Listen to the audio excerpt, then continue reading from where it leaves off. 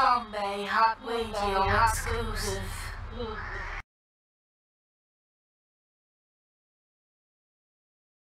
London Hot Radio. They're not ready for this. Your damn self. Two, we just didn't film that.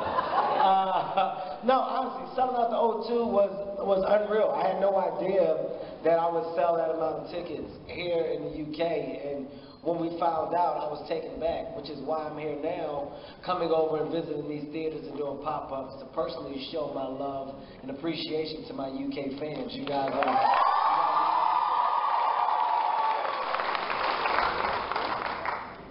And can you believe, I mean, I don't want to get too serious, but today is the 50th anniversary, I know you tweeted about it, of Martin Luther King and his great speech, his legendary speech. Go ahead. Hey, with that in mind, let's take the attention off of me and let's just make some noise right now for a man who's done so much for so many people, man. The 50th anniversary. So, yes, that is huge. I'm here on that thing.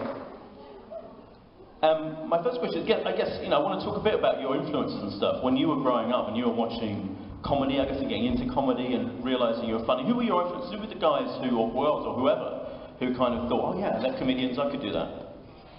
I mean, of course, Richard Pryor. That goes without a doubt. Eddie Murphy was definitely a huge influence for me. Chris Rock, Bill Cosby, Dave Chappelle, George Carlin, Seinfeld. I mean, the kings of comedy. The list goes on and on for me because I'm a student of comedy. And being a student of comedy, you have to also be a fan of it.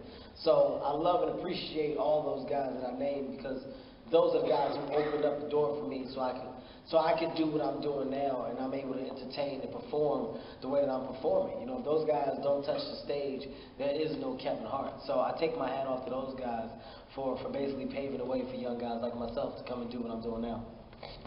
And was there a moment when you realized, when you were like maybe doing comedy with your own friends or family or anything, was there a moment you realized I could do this professionally, I could be like one of those guys?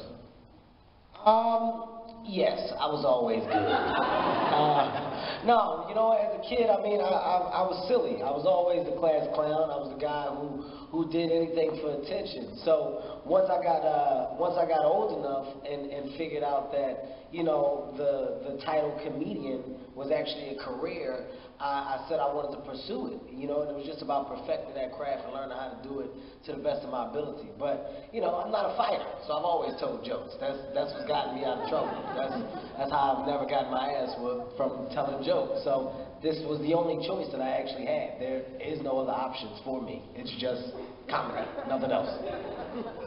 And I know that you started out on the local circuit and you kind of worked your way up. Again, that journey from that kind of level of comedy, doing little clubs and all of that, to becoming a movie star and a TV star and a huge YouTube phenomenon, all of that, was your career path, if you like? Was that something you decided on? You went down that route? Or do you have lots of friends and people saying this is the way to do it? I think the beauty of being a comedian is that we're our own boss. You know, we dictate what we do and how we do it. And the fan base that you build up is your fan base. You know, no movie studio can control that. No movie studio can dictate what moves you do in your personal career. Stand-up comedy is my personal career. You know, this movie that you guys just watched is a movie that I did independently. You know, I funded it, I produced it, along with producing partners that I've worked with for so long, but it's mine. I control it. So I like the fact that me going out and telling jokes is what I love to do and I enjoy it, but at the same time, nobody can take it from me. That's between me and my fans. So literally, no matter how big the movies get, I'm always going to do comedy. I'm always going to touch that stage because without the stage, I have nothing else. And because of the stage, I'm able to tell those other people that offer me things, no, I don't have to do anything if I don't want to do it because I'm a comedian and I stand strong on that platform. It's what I want to do. It's what I dreamed of doing, and now my dream has become a reality. So I stand here. I don't want anything else. And as far as thinking about it and people giving me advice, there is no advice. The advice was, Kevin, work hard, bust your ass, and you'll see the benefits of your hard work eventually at some point in time. Brilliant. And that show that we just saw on that film, how long, I know you don't write it all down, do you kind of do it work on it different, how long does it take you to hone that kind of show, that kind of hour of comedy down to how you want it and how into that state? It takes me about a year and a half to probably perfect an hour of material. And after I film it, I disregard it. I erase it out of my memory and immediately start working on new material. I mean, my biggest goal is to always show progression, you know? From I'm a grown little man to seriously funny to laugh at my pain to let me explain. I think I've shown growth in all of them, and it's always new material, it's always fresh content. So I feel like if I don't do that, I'm depriving my fans of what they deserve, which is me constantly reinventing myself and giving you something new to laugh at. So right now, I probably can't remember half the stuff that I said on Let Me Explain because I've mentally thrown it out and I'm trying to work on what that new hour is going to be. And the stuff you talk in the film about, you know, your ex-wife and your kids and all of that, you've always talked about your private life and stuff that happens to you. That's been the kind of source of your material, I guess. But when you're doing stuff about those people, do you let them know what you're going to do? Do you like run it by your ex-wife? Do you run it by your kids even when you're doing that stuff? No. I just do it. You know, I think you know what I want people to realize is that I don't talk about other people in a malicious way. You know, it's never with the intent to hurt anybody. I'm talking about my life. You know, it's self-deprecation. It's what I've been through. And let me explain what I wanted to do was just be honest. I felt like so many people had an opinion about my life and what I was doing and if what I was doing was right. So I wanted to address it, which is why I talked about getting a divorce and my life after a divorce and my insecurities within a relationship, what my fears are. That's why I talked about my dad being on drugs. I talked about my mom passing away on my other specials. You know, the thing that I want you guys to realize is that I'm human. You know, just because you guys see me on TV or, you know, in the movies, it doesn't mean that I'm not a real person. I go through shit just like y'all go through shit. I just talk about it.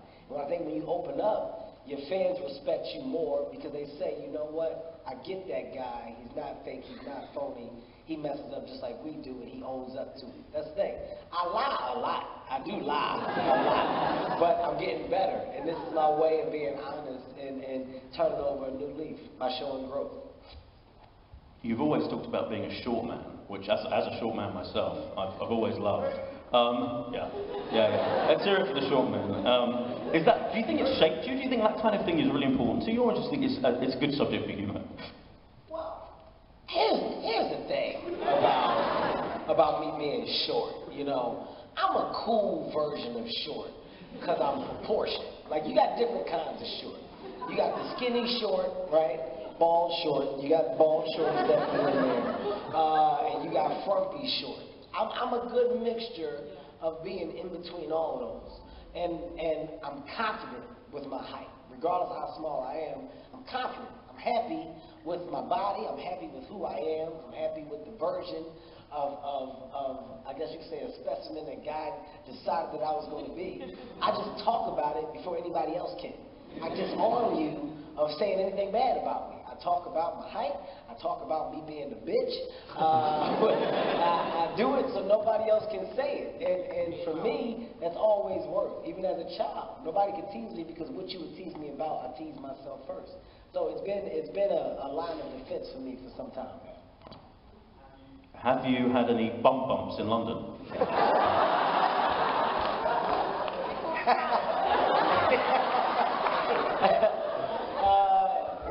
No, the reason why is because my first bump came in the States, so I know what to look for when I'm out here. So any homeless guy that attempts to touch me, I run. I get the fuck out of here. I don't stick around at all. And hopefully you guys don't ever get a bump. It's not a funny sight. So I pray that you guys will be smart and understand what I was talking about here, and don't get that close to nasty fingers. It's not cool.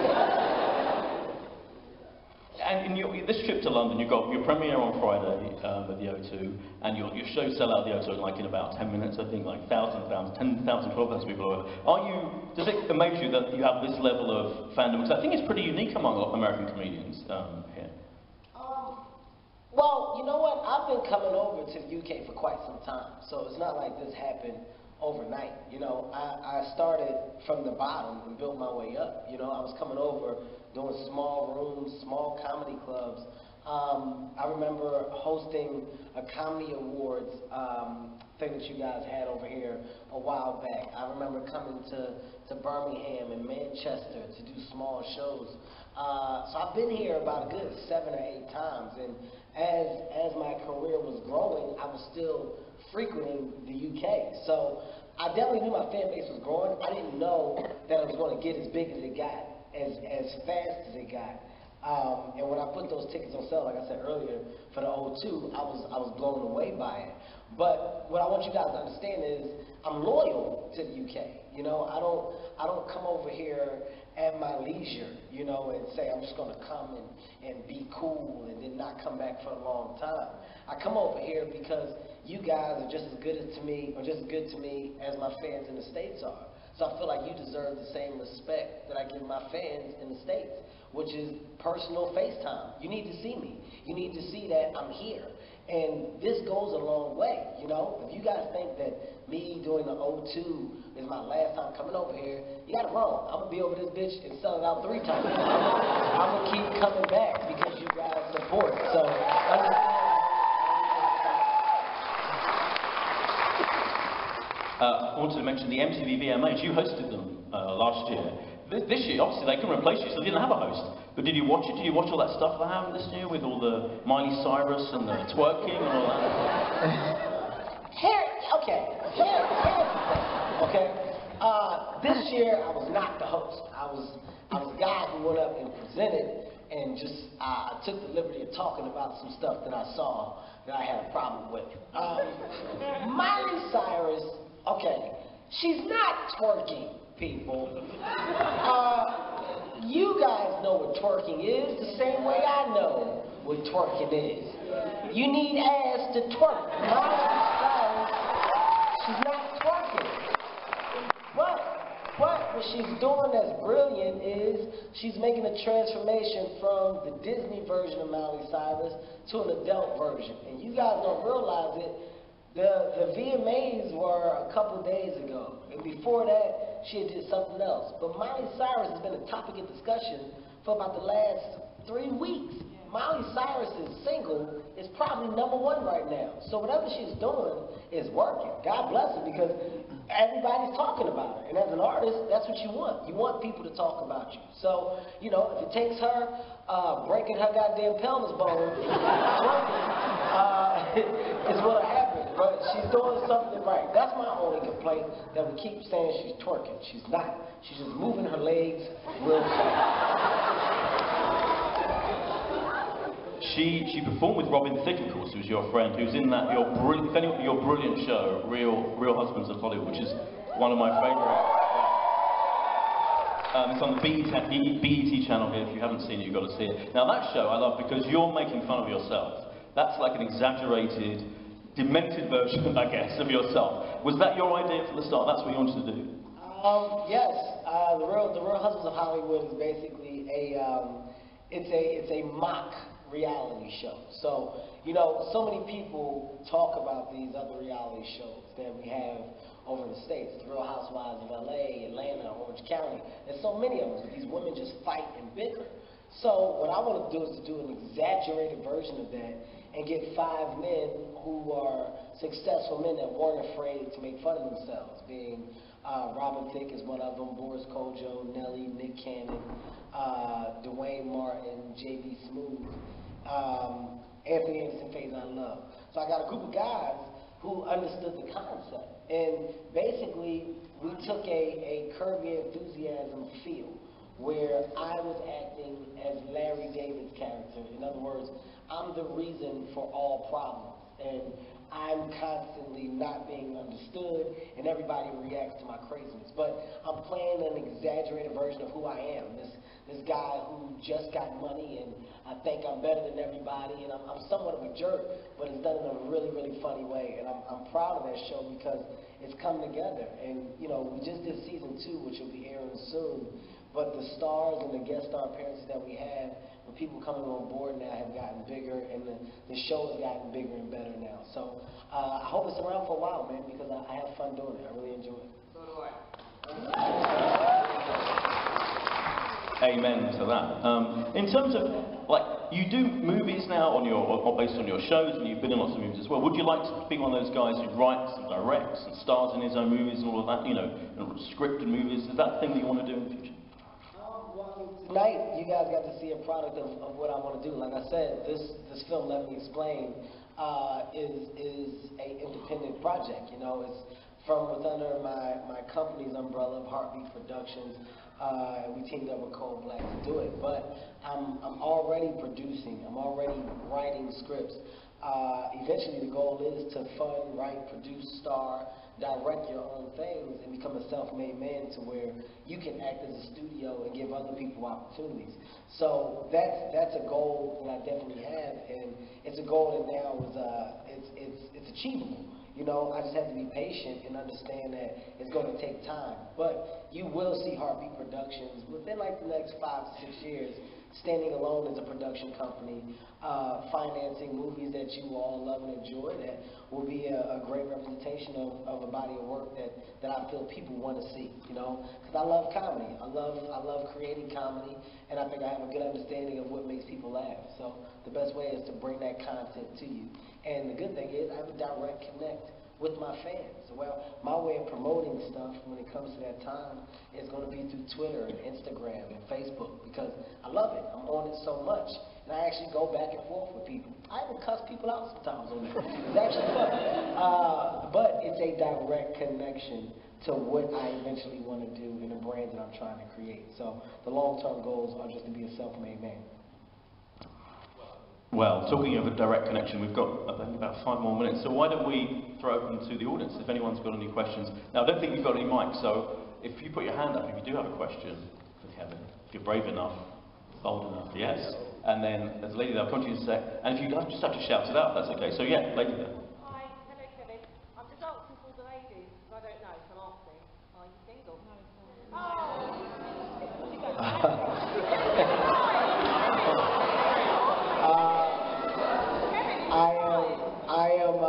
I'm divorced, and I am currently in a relationship with this big-head, lovely lady sitting right there. So if she wasn't here, I would have lied. But she's right there. Yeah, go ahead. All right. Do you remember the Trey Songz video shoot? Alright, so we all got to see what happened, and we got to see you be like the evilest person in the world and laugh at the girl with her hair on fire, and you didn't help her. First of all, you didn't even help her. Second of all, did you get any reaction from her afterwards when obviously the fire was put out, and a couple of days later when she thought about it, she saw the YouTube and thought, wow, these lot laughed at me and didn't even help me. Did you get any backflash from that? First of all, I want to commend you on an amazing 3-part question. And that was courtesy of London Hot Radio. So you can shout me out too there. Okay. Yeah? Here's me being honest. Okay. When this woman's hair caught on fire, I did what any smart man would do and think about saving myself. I didn't know how massive the fire was, or if it was flammable and could catch on to anything else. So what you actually didn't see in video, I pushed Trey Songz into her. And that was just a cause of interference so I could get out the way. I didn't want to be involved if something bad happened. Because let's say a potential lawsuit or something had happened, I didn't want to be around. So what I did was get rid of my shirt. I actually threw all my clothes that I had on that night in the trash, just in case it acted as evidence. But Trey Songz, if anybody's recording this, in my mind, was fully responsible because he could have put that girl's hair out. All he had to do was pat it. But instead of doing that, he licked his lips and was like, "Your hair on fire." And that's when I pushed him, and I got off the way. Another question. Anybody else?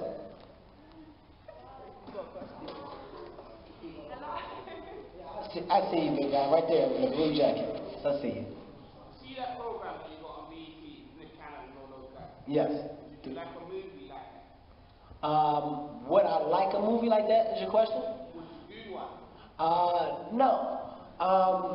Reason why is because it's funny in the element that it is. Doing a movie about a show like that, you would lose the comedy because it's sketches, it's not real.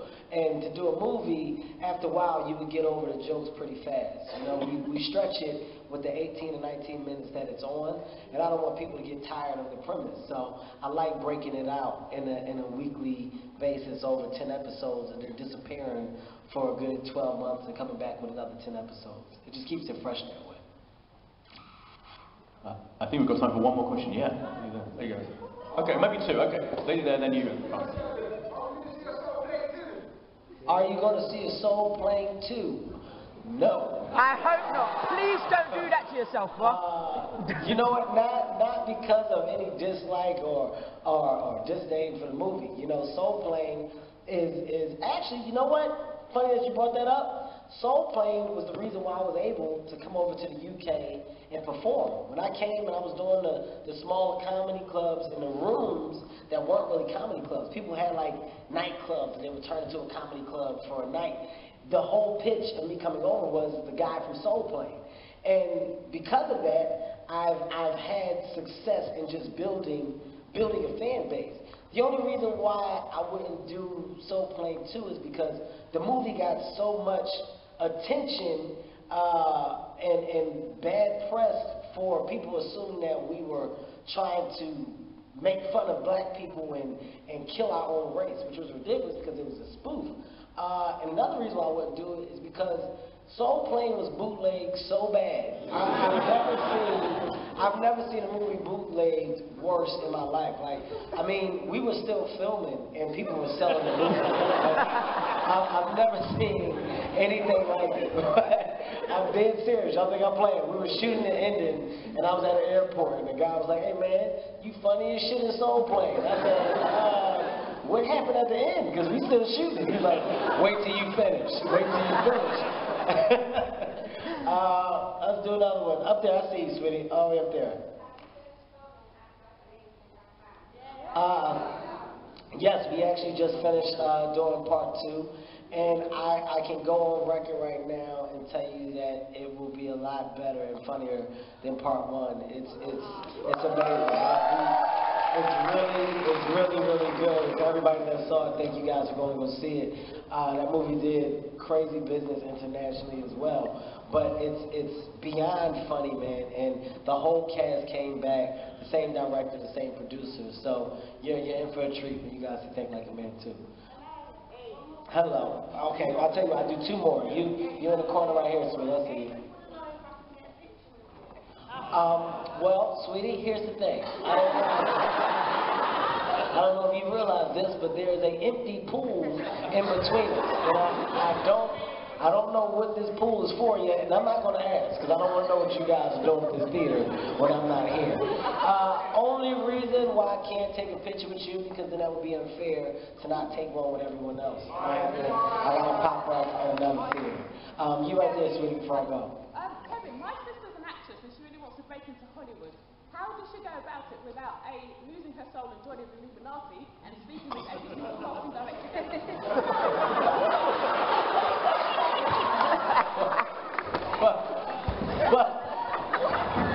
What the fuck just happened?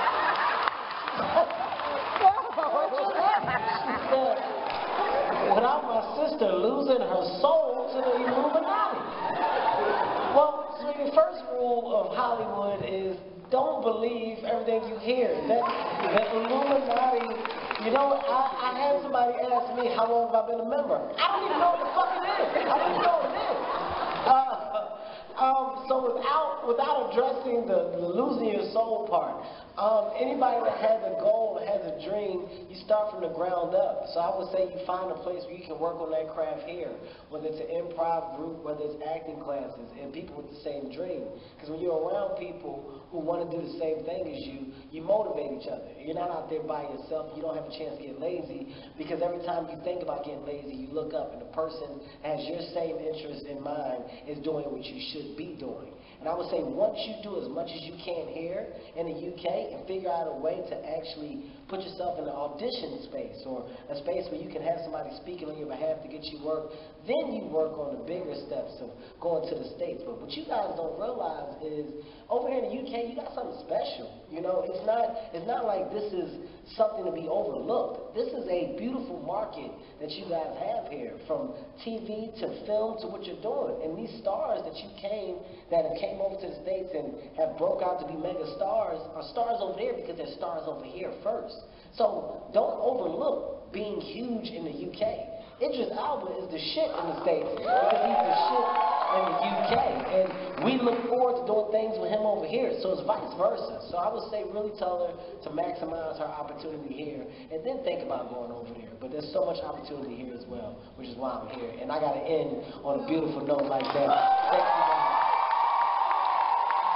Thank you guys. Just to say, thank you all for coming and staying behind this queue, and thanks so much for coming and sparing the time. Kevin Hart.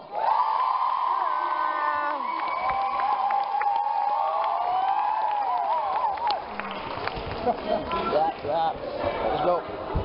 Bombay Hott Radio exclusive.